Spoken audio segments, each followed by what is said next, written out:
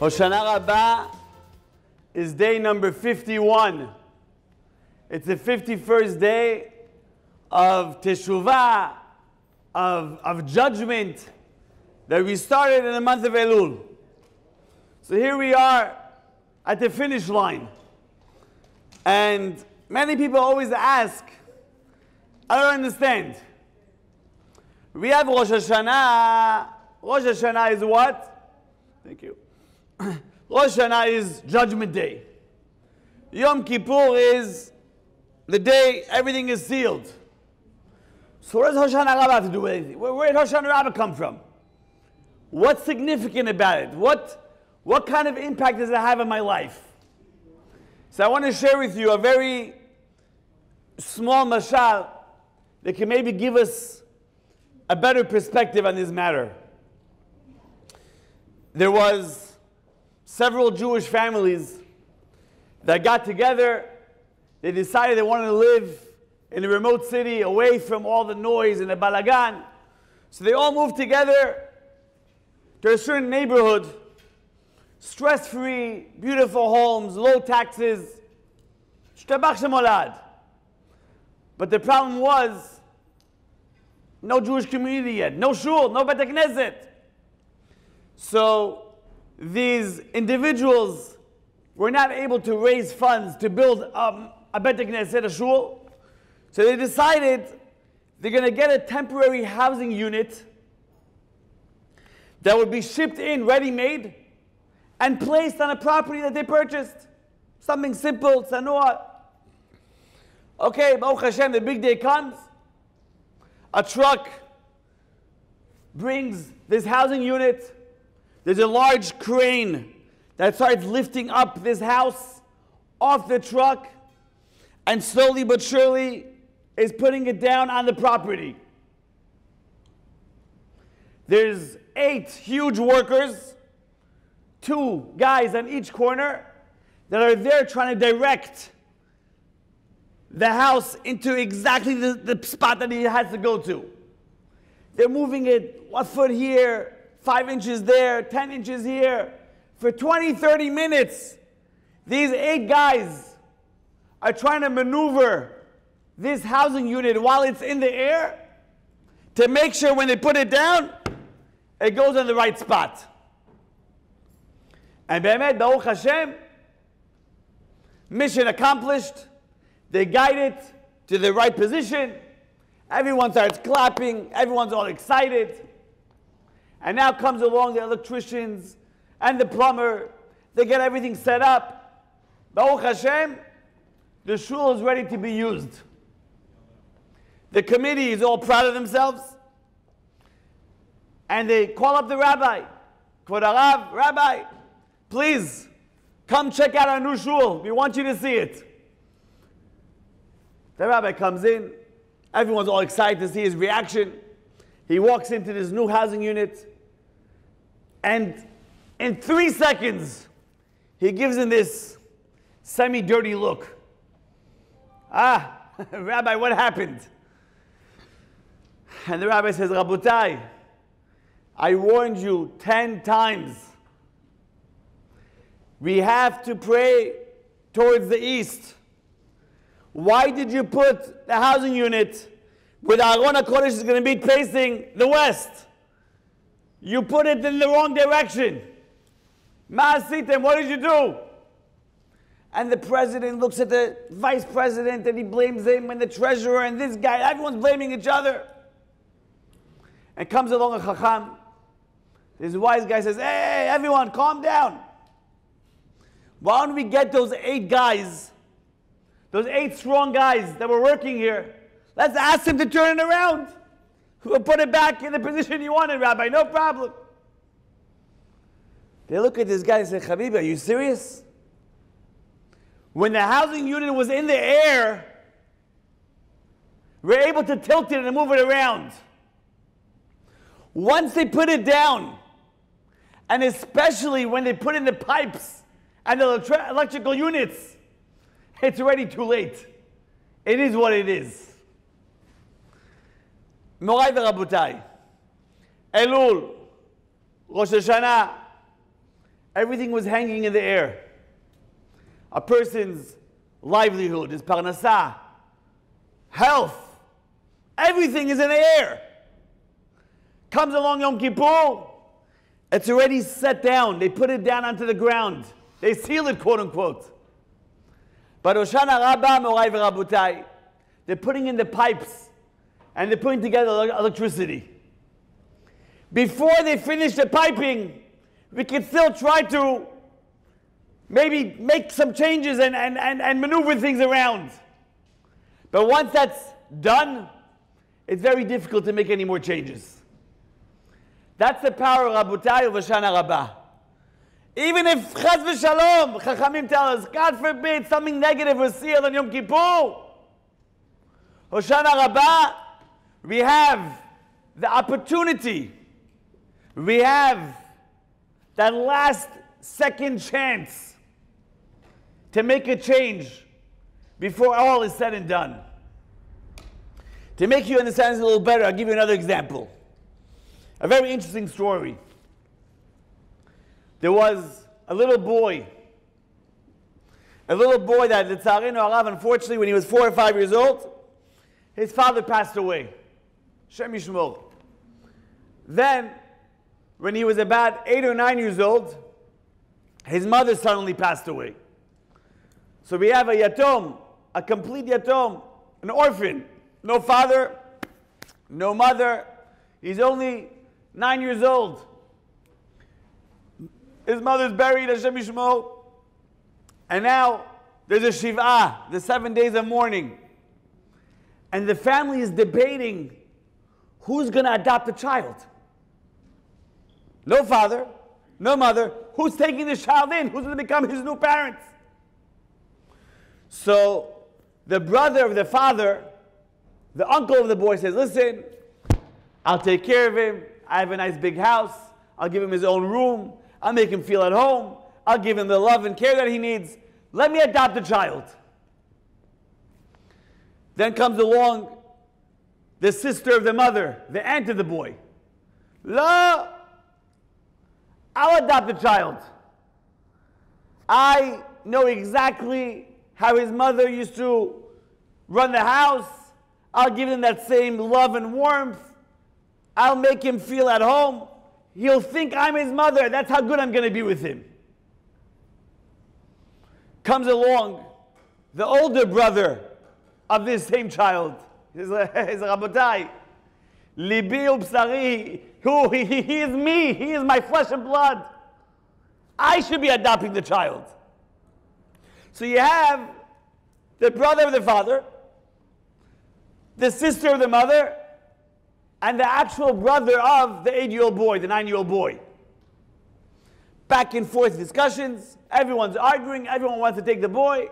The rabbi says, Rabotai, let the brother take him in. That's mamash, his flesh and blood. He should adopt the child. Okay, everyone agrees. That's what the Chacham says. No problem. And Be'emet, the older brother, takes in this boy into his house and raises him as his own child. It's his brother. Raise him as his own child. Send him to good schools and mifanek him with all the good stuff and toys and food and a nice beautiful room and an environment. Everything is Baruch Hashem great. Comes time for shidduchim. It's time to marry off his adopted child that happens to be his brother. This girl doesn't work out. That girl doesn't work out. Dates this one for 5 months, it breaks off. This one doesn't go well. It goes on for years. He's unable to find a shidduch. No shidduch. Comes along the same rabbi of the community, and he tells the older brother, the adopting father, the new father of the child, I have an idea. Don't get angry at me. It's just an idea out of left field. If you don't like it, pretend I never said it. Okay, Kvod Harav, what is it? Let me hear. He said, listen, you're trying to find a shidduch for your youngest brother. You're having a hard time. He's on the market for 5 years. Nothing's happened. I have a good idea. You have a daughter that's 2 years younger than him. You're struggling with her shidduch as well.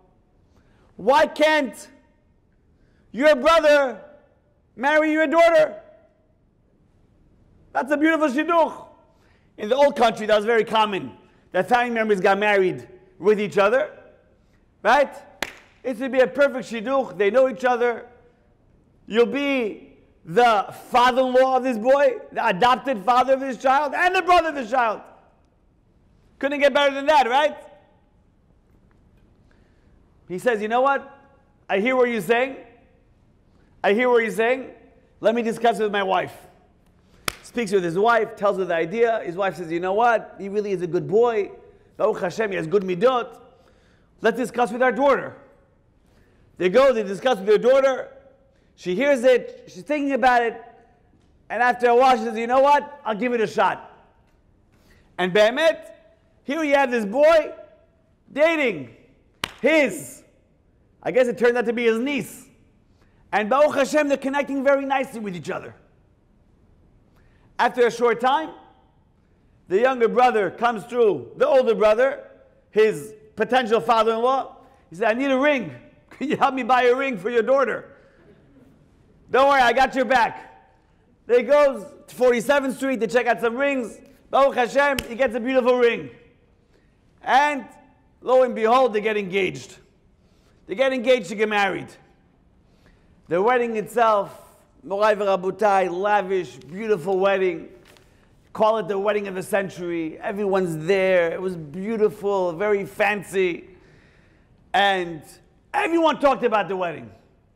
This father of the bride and brother of the groom, he made sure it's going to be mamash, high class. The wedding is over. Sheva Bachot is beautiful. A couple of months after the wedding, the husband and wife have their first argument. Okay, they have an argument, they get over it. Another argument, they semi-get over it. A third argument, they got very ugly. Next thing you know, the girl comes over to her parents and starts complaining about her husband. The father hears this, very uncomfortable situation. It's his daughter and it's also his brother. What do you do in this case? So the family politics gets very complicated in this situation. Whatever the case may be, he makes shalom bayit between all of them.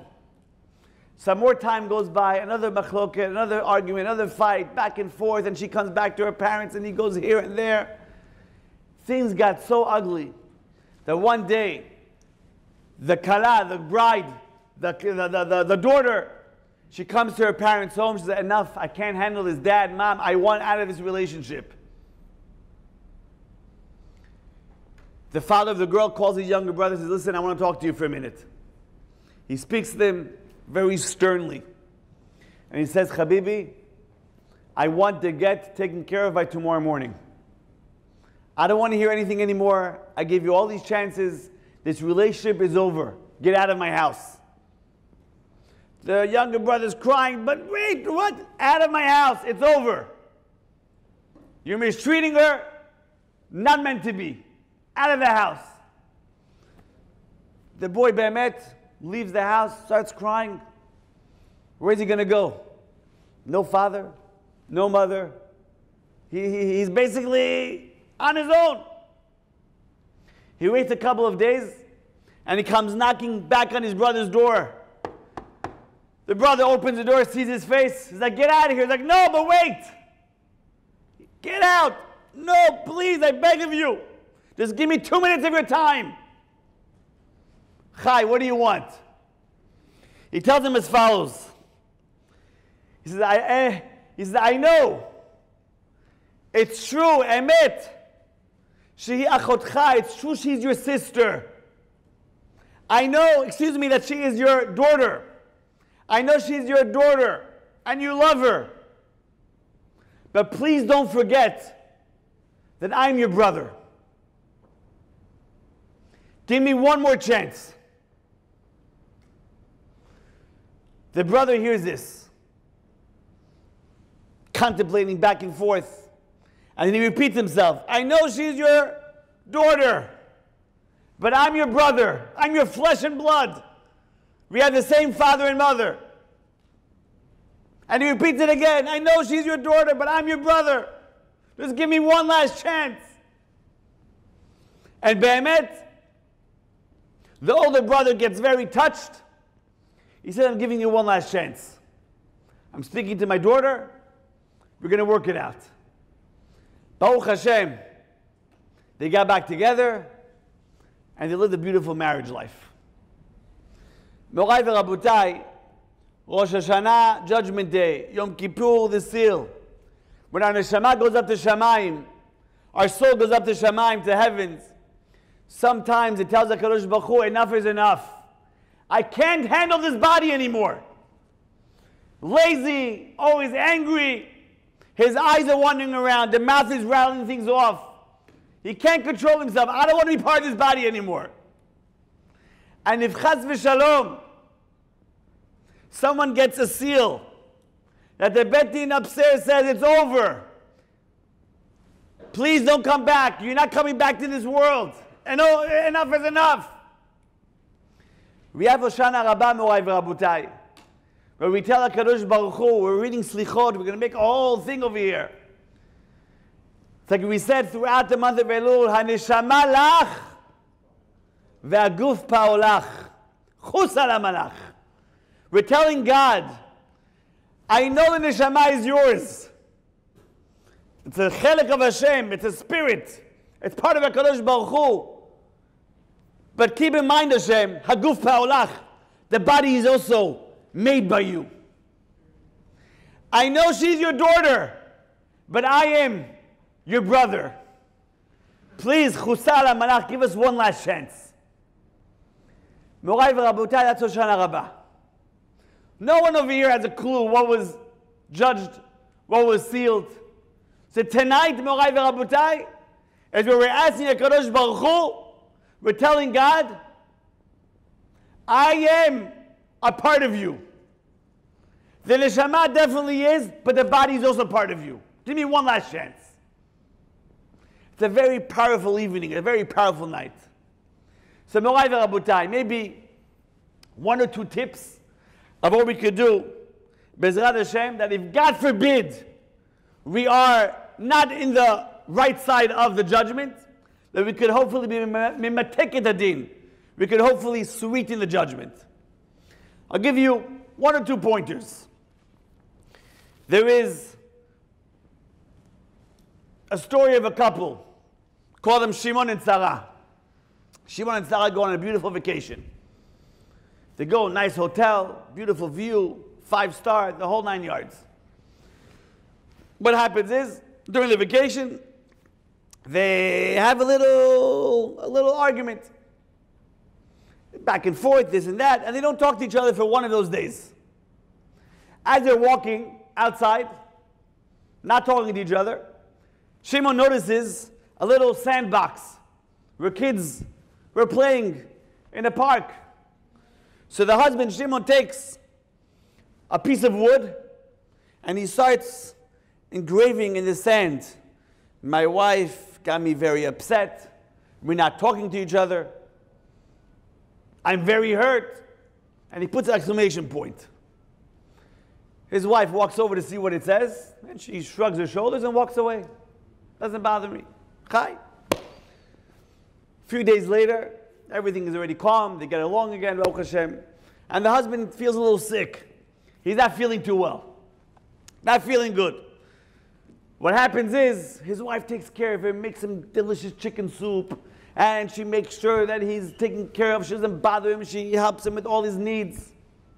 And when they take a little walk that night, they walk by a large stone.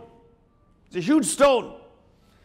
And Shimon, the husband, sees this, and he takes out of his pocket his keys, and he starts engraving in the stone. My wife took care of me so nicely today. I was sick, and she cooked, and she this, and she that. He wrote a whole Megillat Esther engraved in the stone. His wife looks at it. She's like, wow. She says, tell me, what are you doing? You know, last time you started writing things in the sand. Today you're writing things in the stone. Like, what are you doing? I mean, what's the point of doing this? What's going on in your head? So the husband tells his wife as follows. He said, I want you to know, when we have arguments, I want it to be, quote unquote, written on sand. This way, a simple wind could wipe off everything I wrote. Someone could walk by, give it a little kick, and nothing is remembered anymore. But when it comes to something good you did for me, I want it to be engraved in stone, so it's never going to be forgotten. I should always have a karat tov. Morai v'rabotai, kol ha'ma'avir amidotav. Anyone that is forgiving, anyone that says, you know what, Chai, it happened, forgive and forget.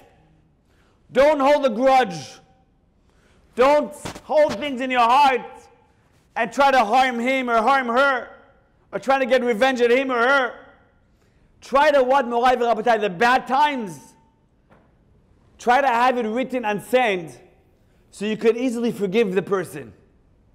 And the good times, have it engraved in a stone so that you don't forget. Always have a karat tov. One thing we could take upon ourselves tonight, Hoshana Rabbah, Morai v'rabotai, learn how to forgive. Mechila. It could be your father, your mother, it could be your wife, your husband, it could be your children, it could be your neighbor, it could be your coworker, it could be anyone. Don't hold a grudge. When a person is willing to forgive, in Shamayim, it makes a tremendous rash. Thunderous sounds in Shamayim for your benefit. If a person is able to forgive and forget, Rabotai, it's an unbelievable sgula. Unbelievable thing for you and your family. So if there's one thing we can do tonight, not to be makpid, particular about everything. He said, she said, he did, he started, but it's his fault, their fault. Don't be so particular. Let a basic win get rid of it. Forget about it. That's number one. If there's a second tip, I can give you for tonight, it would be a story that's brought down in the Gemara. Beautiful story. Morai v'rabotai. There were two great chachamim, Rabbi Yochanan and Rabbi Chiya bar Rabbah. They were walking from one city to the next city. They were walking from Tveria to Tzipori. As they're walking, Rabbi Yochanan pointed to a field. Just imagine there's two great sages. Gdolei Hador. Imagine you have Rav Eliashiv walking with Rav Ovadia Yosef together. Right? You have the Chafetz Chaim walking together with the Ben Ish Chai. Or you have, the Rambam and the Ramban, or whatever it is. Great sages walking together. Unbelievable. Here you have these two great sages walking together, and Rav Yochanan stops. And he points at a field. And he tells his colleague, he says, oh, you see that field? That used to be my field. I used to own it. Like, really? So what happened? No, I sold it. Why? So I could learn Torah all day long. I didn't have enough money, so I had to sell the field. Okay. They walk a few more minutes. They reach an olive grove. Olives, you can make a lot of money selling olive oil. And Rav Yochanan stops. Hey, you see this field? So Rav Chia says, yeah, what about it? That used to be my field too. That used to be yours. Yeah, what'd you do? Like, I sold it. Why? I had no money. I wanted to learn Torah, so I had to sell it for, Okay, Rav Chia said, Beseder. And then they pass by a vineyard. And Rav Yochanan says, hey, Rav Chia, look, you see this field? What about it? This used to be mine. Get out of here, really? What happened? Don't even ask. I had no money left. And, to support my wife and my kids, I wanted to learn Torah. So I sold the field, so I could continue learning Torah. Rav Chia is hearing all these real estate that he owned, that Rav Yochanan owned and sold for not necessarily the greatest price, so he could continue learning Torah. He's like, who's guiding you with your business dealings here? He says, what are you going to do when you get older? Rav Chia starts crying. You're not going to have enough money when you're older, when you're zaken. What are you going to do then? What are you selling all your real estate for? Morai v'rabotai, Rav Chia asked this question to Rav Yochanan. Look at Rav Yochanan answers him. Unbelievable thing. He says, my dear colleague, you're crying because I sold something that was created in 6 days and I bought something that was created in 40 days. Let me explain what that means. You're crying because I bought something that took 40 days to create, and I sold something that took 6 days. HaKadosh Baruch Hu created the whole world. The sun, the moon, the stars, all the plant life and animals, everything was created in 6 days.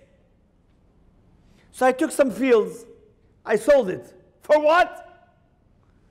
For Torah. The Torah, how long did it take for Hashem to bring it down to the world? Moshe Rabbeinu was there 40 days, 40 nights. Says Rav Yochanan, you're crying about that? I did the greatest deal in the world. As far as I'm concerned, what I did was considered a steal. I was able to sell all that land so I could learn many, many more years. That's the greatest bargain. Morai v'Rabotai, I'm not telling anyone to sell the real estate, to sell their homes. But how many of us, I'm not giving no free commercials here, 1 second. How many of us, Morai v'Rabotai, how many of us are wasting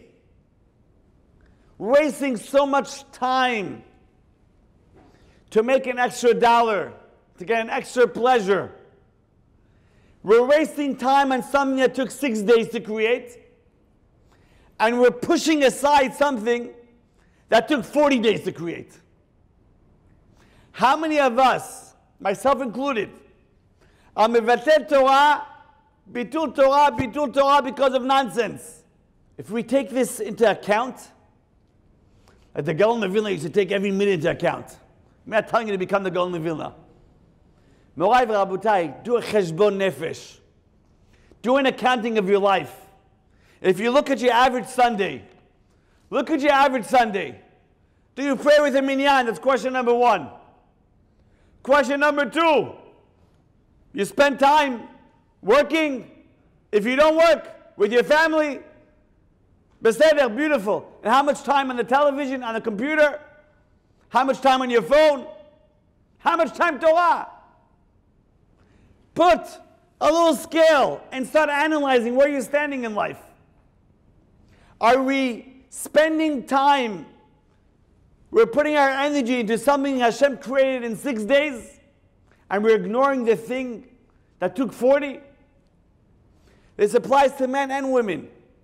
There's Baruch Hashem, shiurim all over the place. If you live in our community, Baruch Hashem, Chazaq has lectures and programs for men, for women, for teenagers, public school students. If you're watching online, Baruch Hashem, Hidabrut has lectures in so many different languages. And there's other great websites like Esha Torah and Torah Anytime, beautiful websites all over. Morai v'Rabotai, take advantage. Someone showed me just how the Hidabrut operation works online. Hafle v'fele, beautiful. Let your friends know about it. How they're taking technology and they're bringing Torah to life. They're making it accessible to every single person around the world in a fashion that makes it it's enticing. You want to watch it. They can take a very boring lecture and make it look so beautiful with all the background effects that they do. Morai v'Rabotai, take advantage. Come to shul, come to shiurim. If you can't come, you can watch these lectures on your phone, on the bus, in the doctor's office. You could be, whatever it is. Take advantage. And this is the Kabbalah, the acceptance we should do tonight. Number 1, Ben Adam lechavaro, to work on how we are coordinating with one another, to learn how to forgive and forget, not to be makpid. And number 2, not to waste our lives on something that was created in 6 days. Like we said before, Hoshana Rabbah is a very powerful night. The koch of Hoshana Rabbah, Morai v'Rabotai, is unbelievable. So the housing units were hanging on Rosh Hashanah. It was set on Yom Kippur. The pipes are being put together tonight. The messengers are getting the pitka ready. They're getting the envelope. So take advantage. Baruch Hashem, you have all night learning over here. Baruch Hashem. Learn. Don't do bitul Torah. Don't talk to your friends. Lashon hara, politics, sports. Leave that out. Today, keep it Kodesh Kodashim. And when you're praying Shacharit and Musaf, make sure you don't fall asleep. You're towards the end of the game. The fourth quarter is the most important time.